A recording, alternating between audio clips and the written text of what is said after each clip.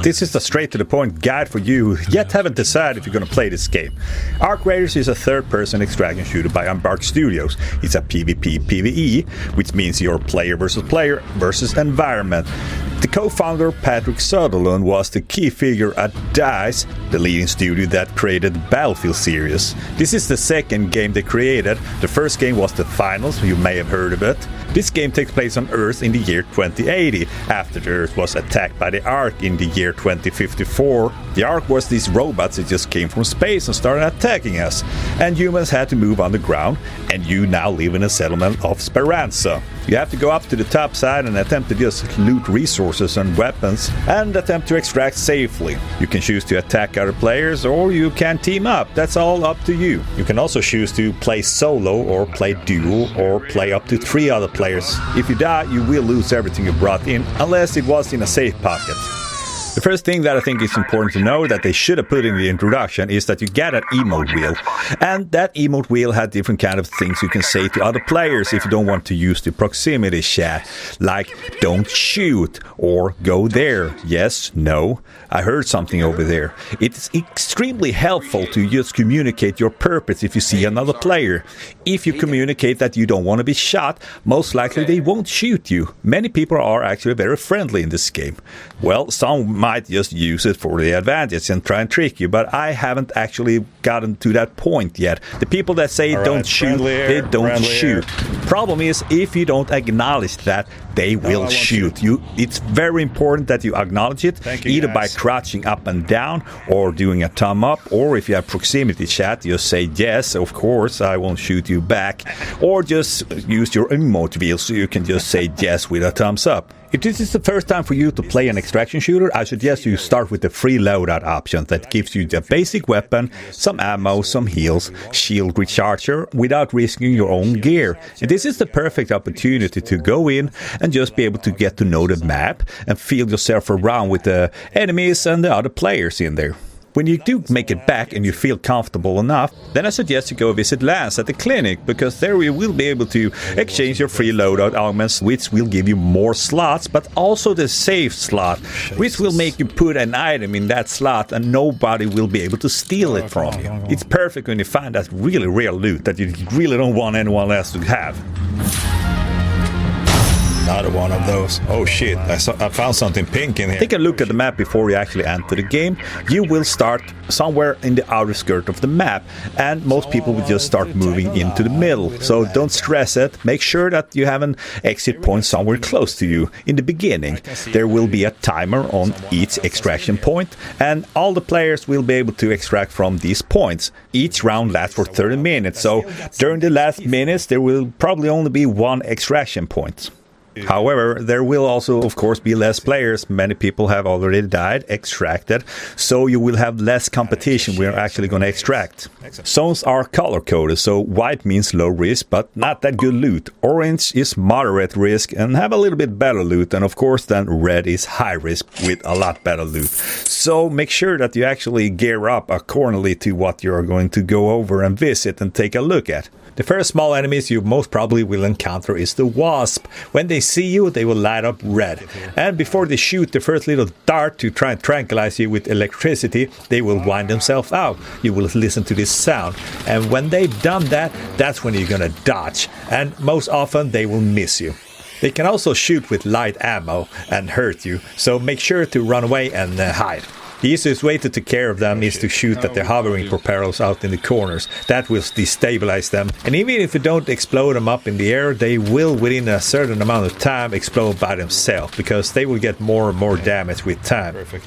The more dangerous drone is the Hornet. It's like the Wasp, but it has more shields and it uses medium ammo, so it makes more damage. Look at me, I'm wider. You'll also see 2 other kind of drones. One is the Snitch. This one calls for other drones to come and help. It's calling in bombs now. Then there is a Spotter. This one has a sensor that can shoot lasers at you, and it can signal to the Bombardier that will lob grenades and rockets towards you.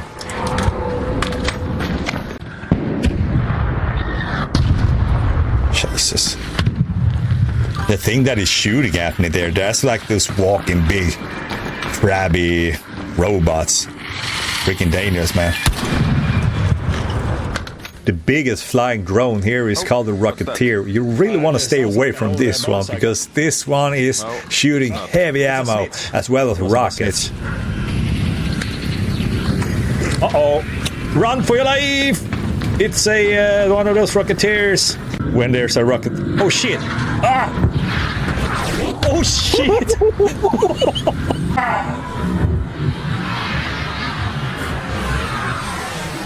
But if you have a Hornet driver, which you can find inside the Hornets when you brought them down, you can throw these drivers, they look like a tube, and they will explode and create electromagnetic pulses and electricity, so they will bring down these big robots and cause a lot of damage on them. Run for your life! Flee! Flee, you fools! Hurry, hurry! Hurry! Get in here! Get in here! Close the door! Close the door! Close the... Oh, fuck! Oh, fuck! Close the door! But don't think you have to shoot your way through everything. You can sneak around and make your way very stealthy in this game and get out without anyone noticing you. However, in some of the buildings or the industrial complex, you might run across some guards like the fireball, the tick, or a turret sitting up in the roof. And then you don't really have a choice other than firing your weapon and giving away your position. But other than that, you can actually sneak around very well in this game if you want to. Oh, nice, huh? Oh, nice. You motherfucker. Most often it's always the fireball that you usually have to shoot because they roll up to you and they shoot fire. So yeah, you really want to shoot them before they actually come close. Where is it? Oh, there it is. The tick, you can actually hit them with your pickaxe, so you might make less noise. The turrets as well, you can actually sneak past them because you will see where they are scanning. But to get to some places, you do need to shoot them down as well. So you just have to calculate the risk and reward when you're moving around on the map. If you do shoot something down and you're afraid that there might be other players around, don't go and loot the object the first thing you do.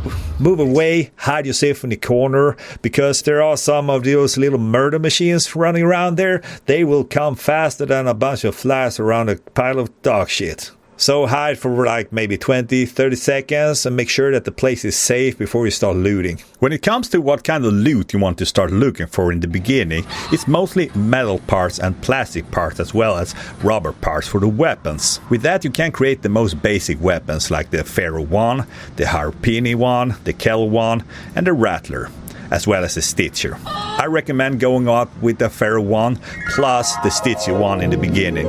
They complement each other really well. The Stitcher is an SMG that is perfect for the person who want to go up close and deep into the action.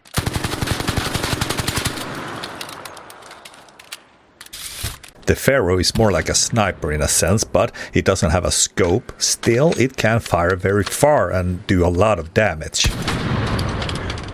For the ammunition, you also need metal parts, but as well as chemicals. Each weapon uses different kind of caliber, like light ammo, medium ammo, and heavy ammo. The second thing I think you should look for the most that you find in most of the arc enemies out there, either a flying one or the ones that are already laying around on the ground, is arc alloy. Arc alloys, together with plastic parts, is used to create your light shield, the one that's going to keep you safe in the beginning. And you need a shield recharger, which uses arc power cells and rubber parts to be created.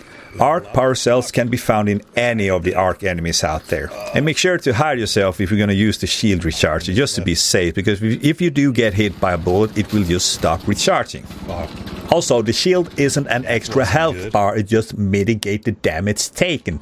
So, the light shield mitigates 40% of all the damage, while medium shield mitigates 45% and has a movement penalty of 5%. The heavy shield mitigates 52.5%, but it also have a movement penalty of 15%. Also, they weigh different. If you have a light shield, you can carry more loot and you can have a bigger looting MK. So having a heavy shield will give you a less looting capability, but that's just something you have to consider when you're going in. Me personally, I always go for the light shield because I want to have a lot of room when I go out there and loot. If I'm going to use a weapon that I really don't want to lose, I go for a better shield. And every beginner of this game gets the Scrappy the Rooster. He's really good because he's gonna find some loot when you're out doing your own work. And the good thing about him is that you can level him up. The first thing you need is a dog collar. You can find those laying around mostly around the apartments. At least that's where I found them, in the northwest area of the dam. For the second level, you need some lemons and apricots. Those can be found during the Lush Bloom. Make sure to check the map info before you enter. The Lush Bloom is a 1-hour window, and you can also find baskets around the map with a lot of fruit inside of them. Apricots can be found over here on the east part of the dam map. You can also find them here in the Buried City, where you also find citruses in the middle of the map.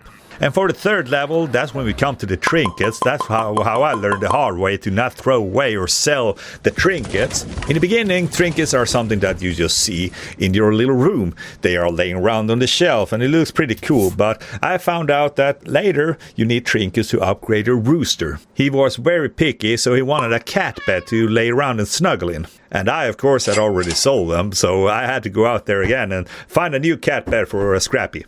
So make sure to hold tight on the trinkets, because now when I'm going to upgrade him to level 4, I need 3 very comfortable pillows. Other than that, I need 12 mushrooms and 12 apricots. So make sure that you don't sell any trinket that you actually do need to level up Scrappy. If you're missing items to create the weapons, you can dismantle things like their arc alloy to get metal parts. If you want to expand anything, you can do that by paying with coins. That will give you extra stash slots. You will also find something called Assorted seeds. You might find them in small bags, but also inside fruits. These you can visit one of the vendors called Celeste. She will happily take those from you and give you nice things in exchange. Also make sure to level up your gear benches. So go in, take a look and see what material you'll need, push the track button, and make sure that you don't sell anything that you might need to level up those benches. For weapon upgrades, you upgrade one weapon that you already have. If you lose that weapon, you lose the upgrades as well. The good thing about it in the beginning to upgrade is that it reduces reload time for most of the weapons. And that can make all the difference when you're fighting other players or fighting the Ark. So when you go to the top side the first time, first thing you gotta do is pull up the map and make sure you plan your route so you know where you're gonna go. Which extraction point do you want to extract from? How much time do you have left? Movement is also something that you must plan. Don't run around too much, because the human eye is really optimized to just find any movements on a still canvas. So I recommend you go into a cover which you can reach with using around 40 to 50% of your stamina bar. So look around, make sure you know which cover, and run. And also tuck away a weapon, because you will run faster and deplete less stamina, as well as making less noise. And when you reach your next cover, sit down, don't rush it. Look around, make sure there isn't other players around or any arc drones hovering close by. And don't forget to also look behind you. And that also goes from when you're moving from point A to point B. You do want to look behind you or in any other direction. Make sure that other players don't spot you. Also, by moving around slower, taking your time, and looking at the map more often, it will make you learn the different areas faster, because knowing your hunting ground is key for survival. And also knowing where the safest place is to escape to if you need to actually tuck away your tail and run away. If another player do shoot at you, you will see a red streak. You will know exactly from where the shot comes from. If you're not in a position to fight, just flee and try and just get out of sight or behind a cover. If you're chased by drones, however, you only need a roof to cover yourself, but they will find their way inside if there's a hole big enough. So if you're gonna run from point A to point B and you'll plan your route ahead, never use all of your stamina, because you always need stamina in case you need to flee. So use between 30 or 50% of your stamina. Then you walk or jog the rest of the way until you have actually got your stamina back. Then you can use the stamina bar once again. I had many times where I run and I actually exhausted myself, and then I get shot and I have no stamina left at all. All it takes is 2 drones and no cover, and you're done. If you want to be really safe, bring with you adrenaline shots. It gives you 5 points of adrenaline per second for 10 seconds. So having 3 of these will make you run for 30 seconds straight on top of your own stamina. Sound is also very important in this game. If you make a lot of sound and noise, people will hear it and they will come and try and kill you. If they're friendly, they will ask not to shoot. but mostly you want to stealth around, so try and crouch and move carefully through the areas if you're not used to the place. Remember, every time you try to open anything up, people will hear you. However, you can go into the skill tree and put points in different kind of skills that will make you move a little bit faster when you're crouching, but also make less noise when you're trying to loot. And it's not only about the sound here when you're looting, it's also about how fast you can actually go through the compartments. Loot doesn't just instantly show up. It actually takes a little bit of time to visually see what you found. That's why I recommend putting some points in the looter's instincts, because when searching in a container, the loot will be revealed faster. Right now, the best is to actually go for the security breach, because that is the skill that everybody wants right now, and it might probably be nerfed in the future, but this will make you breach security locker. And when you're the level 36, you will have this nice perk. The developers has also gone the way to make sure that there are fun things to find in the game. There will be perhaps a button that you might find.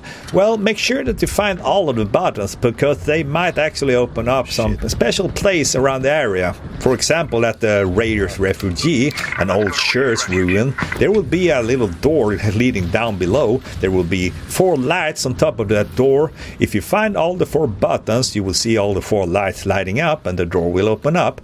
The buttons, however, aren't always on the same place. They have different kind of spawn places, so they will be a little bit tricky to find. You will also find different kind of card keys that will make you open up different doors on the maps. Just read on the card key what kind of map it's for and what area on the map they will find that door. You will also find these patrol car keys, and those armor vehicles or armor transports will be found in the Blue Gate map. It's up in the northern part under the big complex, so you will need to find this big tunnel, and inside that tunnel you will find those patrol cars. But watch out, there might be a big bombardier walking around in there as well. I suggest you going over there during the night raid, because then you will find better loot, and that goes for all of the map. But however, you will have less extraction point, and there will be no raider key hatches at all. My overall experience with the night raids is that there is a lot more aggressive people in there as well. On top of that, there is also a lot of more arc activity in there, so everything is much more dangerous, but the risk also gives more rewards, of course. The game also has a very good crosshair option setting, so you can go in there and feel around and see if you find something that actually feels better. There is a lot of different settings here, so go in there, take a look and see if you can find your perfect crosshair. Another good thing is the night mode setting in audio. It's an audio option that compresses the dynamic range of the in-game sound. It lowers the volume of loud sounds like explosions and gun sounds, while increasing the volume of quieter sounds like footsteps and looting. So if you're like me, having tinnitus or just overall hearing problem, that's the perfect thing to actually activate in the audio setting. Another very crucial tip is to be one with the shoulder swapped camera. This game relies heavily on corner peeking. Almost in most gunfights with other players, you will get to a stale point where both players trying to peek around the corner and shoot each other. But it's also very important to use this in any other room you might enter, or when you're going around the corner outside, or just sitting behind a tree planning your next route from point A to point B. So make sure this really becomes the second nature for you. When fighting other players, you can either rely on being the opportunist here, trying to get the first shot when you can see another player out running, or you can jump them while they loot, while they're fighting other players or arc robots. But that just really doesn't feel honorable. Hey buddy, that was yes, I was just about to compliment him, but apparently he didn't want to listen to my bullshit. I was actually going to say to him, nice fight there buddy, but I think he's pretty pissed though. The best moments are when you try and outsmart your opponent and use items like smoke grenades or the explosion mass that pops up and explode by proximity moments. There's also the jolt mine that stuns instead of explode, so you got different kind of gadgets so you can try and trick your opponent.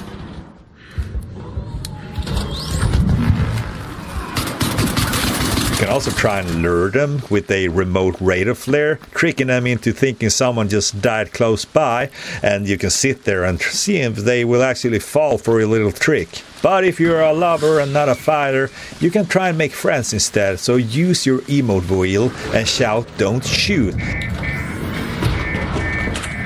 Hey man, I'll help you.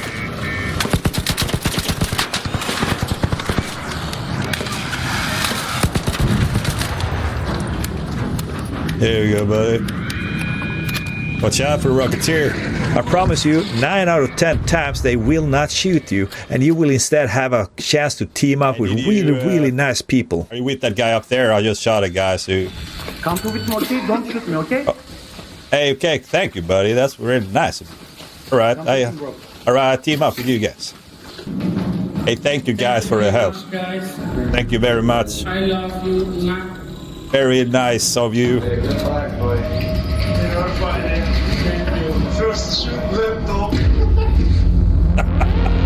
So as I said, this game uses proximity chat, which is, in my honest opinion, is what makes this game so much fun. And it creates these amazing, unforgettable moments where players can interact with each other, like I've never experienced in any other game myself. Someone coming.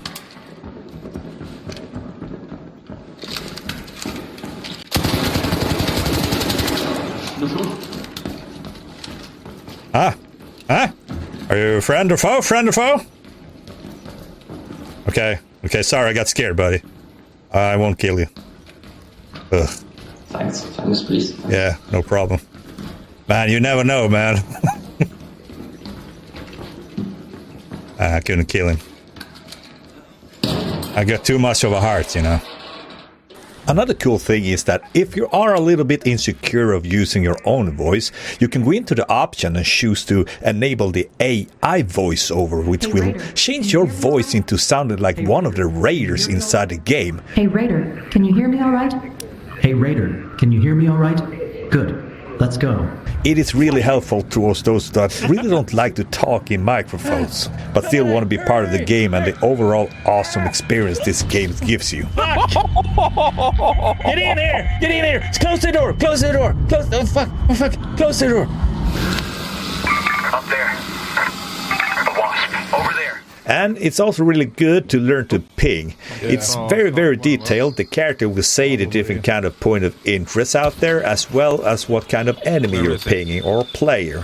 And you get XP, as I said, from scavenging, looting containers, arc fragments, and bodies for XP.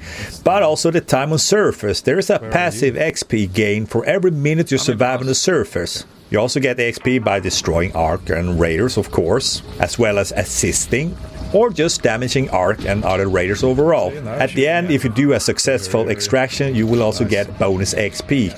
So that's why I try to stay there as long as possible, because I feel like it's much safer to extract at the end of the day, because as I said, most players are already dead or already extracted. But my personal experience is that there's so many friendly players in this game that there's often no problem to extract. I mean, probably out of 100 extraction, I can count less on one hand or two hands at the top how many times I've been shot. If I do see or hear that there is an extraction going on, I usually shout that I'm friendly, I make sure that they know that I'm coming, and there often never is any problem at all. Nice, man. Good job. Cool. We made it out, both of us. I get that guy was happy that I actually were able to open up the hatch. That's what I like about this game. You know? Freaking excited. You never know what's going to happen. And that goes the other way as well. When I'm trying to extract, I often hear people coming yelling that don't shoot or I'm friendly. And yeah, of course I'm going to let them join in. If you want to play it safe, you can sit around and wait until someone else extracts, and then you might be able to sneak with them. Personally, I've often extract by myself almost every time because I stay that long on the map, so most people have already extracted or been killed. But also the reason I want to stay long is because I want to bring with me as much XP as possible, and you get most XP when you do a lot of looting. Every time you loot anything in the game, you get XP. So even if you do die, you will always get something with you, always get some XP. The second way to extract, if you want to be really stealthy, is to use a Raider Hatch key. These keys you will stumble across during the missions in the game that the NPCs in Speranza will give you. These Raider hatches are located around the map as well, and they will only take a couple of seconds to extract from. It's really good to use these hatches when you're planning to do a really big loot run. You can bring the key with you in your safe pocket to make sure that it's safe even if you die. And if you do find something that is really valuable, you know that you can extract from one of these really good save points. You can also buy those keys from Shawnee at Security. They cost 9,000 coins, the coins that you earn from selling stuff in the game. However, they are limited stock. They only give you one per 24 hours. The clock, however, doesn't reset when you buy one. You can also create your own Raider Hatch key at the utility station in your workshop, but it requires the station to be level 2. So if you're hesitating on this game just by the PvP part, I think you're gonna actually be surprised of how much PvE there is in this game as well. So I hope you enjoyed my little guide here and that it helped you decide whether or not you're gonna buy this game, or if you already decided and wanted some help. I really hope this is gonna make your experience in the game a lot more fun, because I really believe that this game has the absolute best gaming community I've ever witnessed. Hello. I'm very pleasantly surprised about how positive all of the players are, most of them at least. And I really thought there would be a lot more toxic players and PvP in this game, even though I don't have a problem with the PvP part at all. But people are really helpful and are really nice towards each other, and I think that's a really special thing. And knowing that Embark Studios has a 10-year plan for this game, I'm super excited to see what this game is going to turn out to be in the future, because man, I can't wait to December so we can play the winter map. I'm so excited for that. And also, if you want to see more of my videos, don't forget to like and subscribe. That will really help me out here. I really love this game, and I love you all, because I think all of you are great. And even though you kill me in this game, I don't really care, because I think it's still a fun experience. And I take it with a lot of sense of humor as well. You will notice that when you watch my live streams. And with that said, I wish you all a great day and stay safe out there. And I see you topside Raiders. Come here, come here, come here, come here. Oh, I missed this. Oh no. What happened? I fell down. Oh, okay.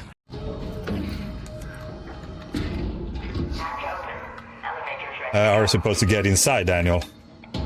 Yes, Bye-bye. absolutely. All right, bye-bye. God damn it, you gotta be with me, man. You can't just sit there and sleep. Yeah, I had to lose that thing. That's